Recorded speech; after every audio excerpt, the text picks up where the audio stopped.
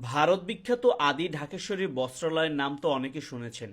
এই আদি ঢাকেশ্বরী বস্ত্রালয়ের প্রতিষ্ঠাতা বাবু নিতাইলাল সাহার জন্মভিটা সম্পর্কে কজন বা জানে।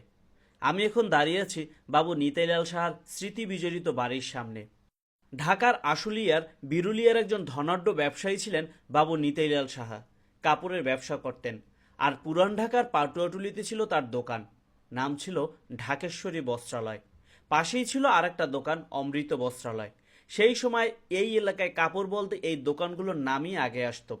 সবকিছু ঠিকঠাক চলছিল, ব্যবসা, বাড়ি, পরিচিতি সবই ছিল গোছানো। কিন্তু হঠাৎ করে সময় বদলে যায়। 1964 সালের দাঙ্গা পুরো পরিস্থিতি পাল্টে দেয়। 1964 সালের সাম্প্রদায়িক দাঙ্গায়ের পর আর থাকা সম্ভব হয়নি। নিজের দেশ, নিজের ব্যবসা সব ছেড়ে চলে যেতে হয় কলকাতায়। নতুন শহরে গিয়ে শুরুটা সহজ ছিল না।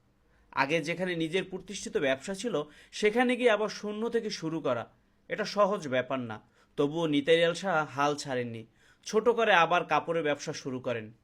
ধীরে ধীরে সেই দোকান দাঁড়াতে শুরু করে, মানুষ চিনতে শুরু করে, বিশ্বাস আবার শুরু হয়।